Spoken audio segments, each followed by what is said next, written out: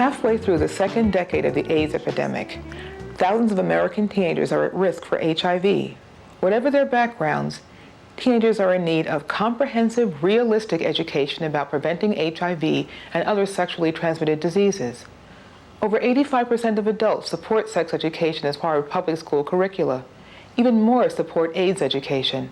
But in the last 5 years, the religious right has waged a tireless battle to introduce fear-based, abstinence-only programs into the public schools.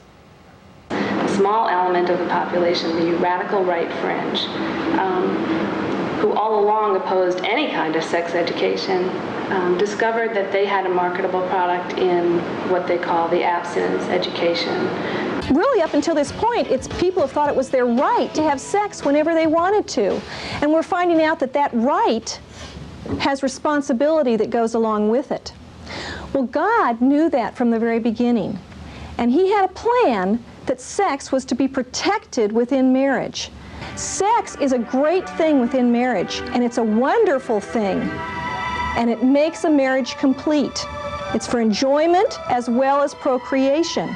But when it goes outside of marriage, that's when trouble arises. Many people read the fear-based curricula and their first reaction is, I got this in Sunday school. What if I want to have sex before I get married? Well, I guess you just have to be prepared to die. Comes HIV/AIDS, and the religious right has leapt upon it because it bespeaks, it echoes of that old world, the world of destiny, the world in which if you don't lock yourself up, if you attempt to live freely in the way they present it, you're exposed to terrible danger. And so what you must do is stay within this locked unit. I see the religious right as grasping at straws, doing anything that they can to get young people to stop having sex. When you use a condom, it's like you're playing Russian roulette. There is less chance that when you pull the trigger, you're going to get a bullet in your head. But who wants to play Russian roulette with a condom? They're using fear tactics because they don't want to admit to the fact that their kids are having sex. And sex in American society is such a touchy issue. We're so freaked out about it. Like, it's so abnormal, you know? I mean, even after you're married, you don't talk about it much with your partner, you know? And it's just sex can be such a scary thing when you're going through for the first time. And it shouldn't have to be. The current idea is that fear will will maintain chastity, and that two partners will be so frightened that they will be faithful to each other. There are certain behaviors that spread HIV, primarily vaginal and anal intercourse and the sharing of dirty needles and drug abuse. Now, if you avoid those behaviors and you remain sexually abstinent before marriage, and then you marry an uninfected person and you stay faithful for life, you can reduce the risk of AIDS to almost zero. I think they have a really hard job in front of them, trying to keep young people from having sex, because quite frankly, adolescence is a natural time of sexual exploration. So for them to be trying to keep young people from having sex, it's like, you know, trying to stop the tide. What exactly did you come for? What's the event today? This is True Love Waits. It's the Great Stakeout. And what these are commitment cards. And it says that we will be sexually pure until we get married. And tons of teenagers all over the United States have signed these, and it's a commitment to God that will remain sexually pure. So instead of teenagers having sex before they're married, they don't have to worry about any consequences. But if you wait until you are married, like God says you will, then you will be rewarded in many different ways. In the name of abstinence, the religious right is undermining the health of what is coming to be a large percentage of the kids in this country, by pretending that just telling them to be abstinent is going to make them be abstinent. And the far right is putting a generation of kids at serious risk, not only of pregnancy, but of HIV and of other sexually transmitted diseases. What a tragedy that is, and it's all so unnecessary. Communities all over the United States are being confronted with fear-based curricula. An extreme right majority in the school board in Jacksonville, Florida, voted to adopt Teen Aid, an abstinence-only curriculum. Teen Aid is now being legally challenged because it fails to meet Florida's mandate for comprehensive, accurate sex education. In Jacksonville, the school board is playing out a very familiar scenario that we see all over the country, actually. It's not just 1 or 2 or 3 school board members who suddenly decided that they're in favor of a fear-based program. Rather, their having adopted a fear-based program is the result of some very fervent work on the part of nationally known right-wing groups. In Jacksonville, predominantly that was by the Christian Coalition, Pat Robertson's group. While Christians pray in Jacksonville, a battle rages in nearby Duval County, Florida. There, the approved sex education curriculum is under attack because it promotes abstinence, sexual abstinence, not condoms. Christian Coalition organized and got some speakers with armed with some statistics in hand and very impressive sounding results, and descended upon the school board and told them that Teen Aid was the way to go. That just say no works, that it worked in this county and that county, that it reduces teen pregnancy by 500, 600%, that it does everything from improving students' grades to reducing the amount of litter on the floor at a high school, they actually claimed. They responded to the brief and attached to it the newspaper articles and clippings from the local Florida paper trying to sway that Pat Robertson, leading religious rights activist, J-secular religious rights attorney, coming into Duval County to give an agenda. But I make no bones about what our agenda is. Yeah. We want to restore moral sanity to the public schools. That's the bottom line. Amen. Well, Jay, you've got a... Meanwhile, in Vista, California, fundamentalist school board members voted to implement sex respect, yet another fear-based curriculum. The majority of parents have so many issues, have so many burdens on their time and so many things to worry about and to think about that they can't single-mindedly focus on protecting the sex education curriculum in their community, which leaves the field open for a radical right minority to step in and to shove in the fear-based curriculum. The only safe sex is going to be abstinence. And I hear you say, well, perhaps condoms might be 90% effective in a certain situation. Well, whoever's using those condoms, whoever's being sexually active, has that 90% chance to be safe. Whereas somebody that's sexually active that doesn't have the knowledge or the availability of condom information is 100% at risk. Jacksonville is similar to the other communities in that it had a far-right national organization working behind the scenes to help promote the fear-based curriculum, the Teen Aid curriculum. Jacksonville had the Christian Coalition. Other communities would have Concerned Women of America or the American Family Association or Focus on the Family chapters.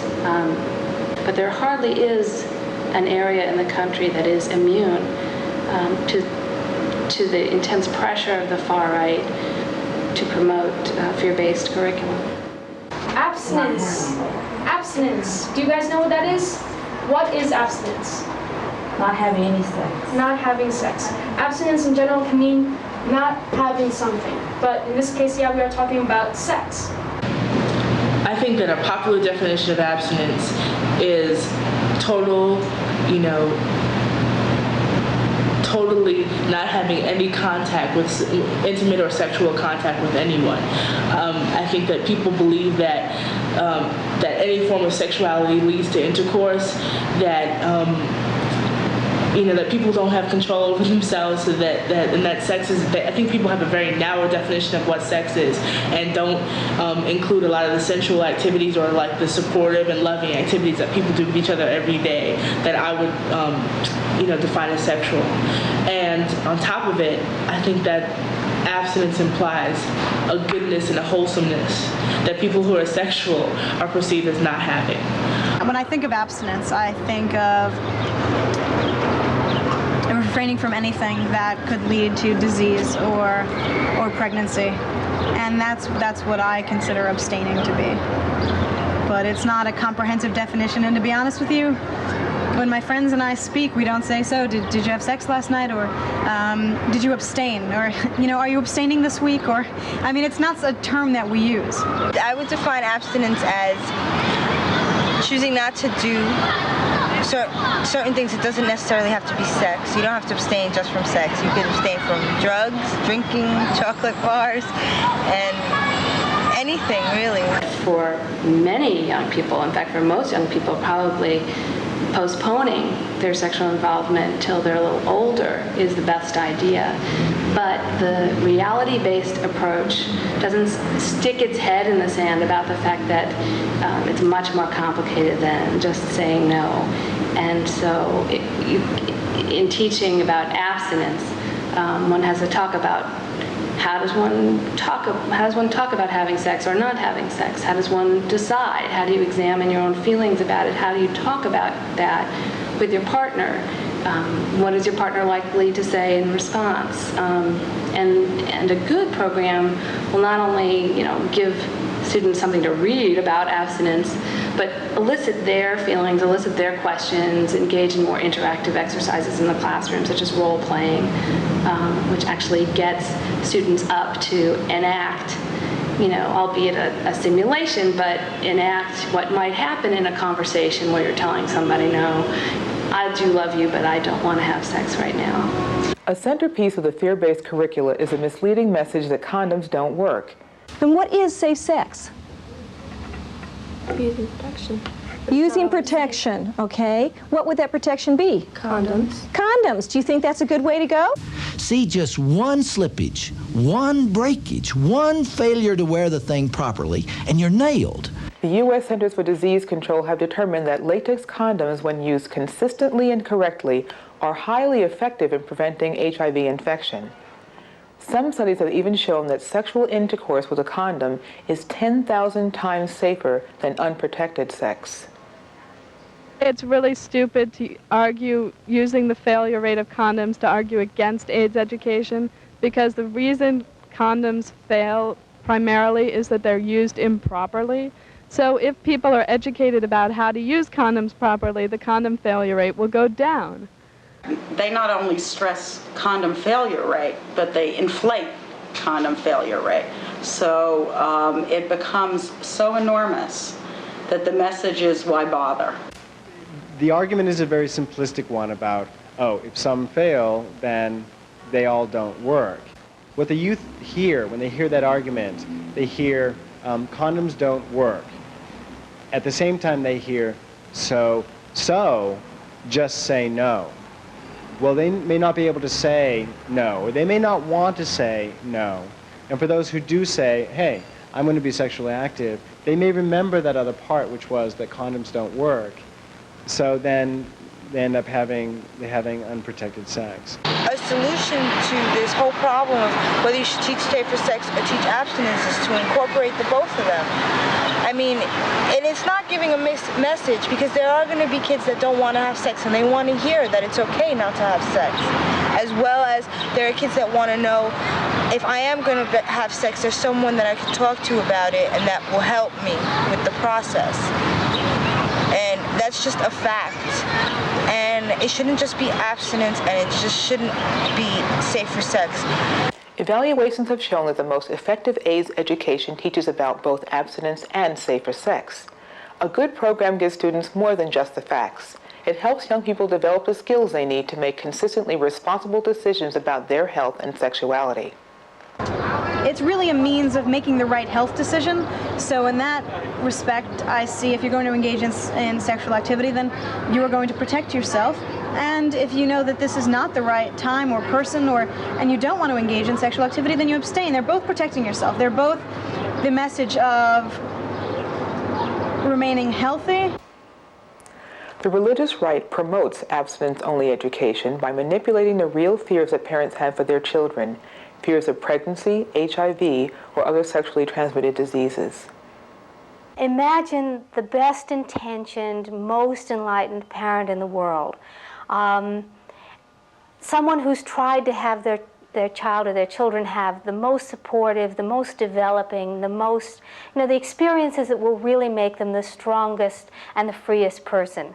And now they're going out into a terrain where they know, people have been educated in all kinds of ways, they enact all kinds of things, and there's no control. The child will have whatever experiences he or she has. And it's hard. It's hard to let someone you really love just go out and take their chances. It's also important for the adults, the parents in this relationship, to feel that they don't have to be there every single minute, that everything they say is not the most important thing, and that they don't have to be right all the time. They don't have to have all the answers. They don't have to be perfect, because none of us are perfect parents. Oh, Mom, I wish I'd listened to you. Mom? I hope you don't mind. I just stopped by to see if you'd like to talk. Yeah. You're the only real friend I've got. It is true that a lot of parents who have all along the line supported sex education, supported contraception, supported protection, they'll say quite openly that when their children enter adolescence, all of a sudden it's not so easy at all for them to talk with their children or even think about what it means that their child is becoming sexually active. Some of this is, it's a whole life outside the family. It's another life, and it's a private life. And some of it is what I talked about before, the recollection of their own past or things that aren't worked out in their own minds about sexuality. Once you make the choice to have sex, you can't go back and undo it. Saying you've made a mistake and you're sorry is wonderful, but it won't make you a virgin again. Most parents that I know of who have kids who are sexually active would deny that their kids are sexually active, don't know, and because their kids aren't telling them, and often with good reason, because the parents haven't made themselves open to serious, real communication about it. I think in my early teens, my mother said to me that she felt it was important before I formed a lifelong relationship, presumably, I think at that point, marriage, that I have a multitude of experiences, relationships, and including sexual relationships, and that I explored my sexuality and my feelings before I made a decision. She certainly did not convey to me that it was important that I got married immediately or that I confined my sexuality, my expression, to one individual. She actually felt quite the opposite, and she did tell me that I should use birth control. I mean, she was pretty explicit about that. My mother was probably the most influential person when it came to health and sexuality. She taught me to take care of myself from the very beginning because she was a single parent for a while, and she would, in that sense, she was very strong, and she showed, just through her actions, she showed me that you need to be independent and take care of yourself sometimes. And she gave me my first condom. She brought home information about AIDS and talked to me about it without hesitation. I think the group that influenced me the most when it came to decisions or just talking about sex and sexuality has definitely been my friends and my own peer group. My family didn't really discuss this. I know that my mother's open to discussion, but it wasn't something that we did regularly or anything that she would bring up to me. So there wasn't really anything going on in the home in terms of discussion. There was nothing going on in school, definitely with teachers. So it's really been my friends. More and more, young people are teaching each other about HIV and AIDS. Peer education programs are delivering some of the most powerful lessons about sexual decision-making and self-esteem. Oftentimes I've been in situations where I haven't gotten information that I needed in order to take care of myself in a better way, and so I decided to make myself a resource where people can get a whole bunch of different kinds of information so they can make clearer decisions and feel more affirmed in their decisions so they can take care of themselves better. And I also wanted to make sure that people could hear the information from somebody who was just like them. Kids need to know what this thing can do to you and whatnot. They need to know how to educate themselves and, empower themselves to make a change in their sexual behaviors and stuff like that and whatnot. And so that's what I did. And for me, it was just very empowering doing peer education and stuff like that, because I had a voice, and it carried over into my work and stuff like that. Just the way in the ways we talk about AIDS and HIV in the workshops, talking about I feel this and I feel that. I believe that I have the right to take care of myself. I have the right to be healthy. I deserve to live to be in very old age, and I have the right to express myself. I think a lot of information is out there, but they're not getting it to them the right way and stuff like that. Sure. That's why it's all about peer education, because we understand the way our minds work. And so we're gonna make sure, like, oh, okay, let's not put it boring, because he's not gonna listen to me if it's like all boring and all of that and stuff like that. So we make it exciting, and and I don't know, it's just the way we do it. It's much different than the way adults do it after they've learned the formal way of educating you and all of this. And I really like it when I have young people that I've educated and done the other about AIDS or done some type of peer education or interaction with them. And they're like, wow, that's really cool. And now that I know this, I think I'm gonna say abstinent and stuff like that. That's the other and whatnot, etc. Because I know I'm like, hey, and I'm like, wow, that's really cool. I'm like, you're missing out on a lot though. But hey, go on though and stuff like that. I think for me, it's a very strong position and stuff like that. It's like, go on. After even hearing about all of this, you're like, okay, you're gonna abstain and stuff like that. Having an informed decision. Now, making that decision out of fear, those are the ones that really disturb me. The crucial element is that young people need to be strong in order to make a decision. And that means that we cannot be lectured at, but we need to be spoken to and listened to. And then if we can foster some kind of self-confidence in young people, then we would feel strong enough to make the decisions. See, the whole thing about health education is not really telling people what to do. It's really giving people the skills that they need to make a decision that they can feel comfortable with. Because no matter what anyone tells you, you really can't tell a 16-year-old what to do. You can ground that person, but sooner or later that person's going to come out of their room and they're going to be going to school or they're going to be on the street. So basically you want to make sure that they have the skills that they need to make the choices. I can never walk into a room and tell people what to do. That's the problem with education the way it is now. They're saying you should be abstinent, and if you're a bad kid and you're having sex, well, then you can do this other stuff. And that's, the tone safer sex education is set in, instead of it being like a fun, okay thing. It's like this, well, if you're bad and you're doing this, then here's a way not to die, but, So I think, a lot of it's about, I have to walk in there and I have to be very upfront. I have to project honesty, because people have been lied to about HIV and AIDS and sexuality for so long that they're just expecting me to lie when I come in and say I'm there to talk about HIV and AIDS. Young people need realistic, honest education about sexuality and HIV. When parents, teachers, students, and activists work together, we can keep fear-based education out of our schools. Young people themselves have a crucial role to play as peer educators, teaching their generation how to stay healthy and strong. I believe that in talking about this work, I'm advocating for people to define their values.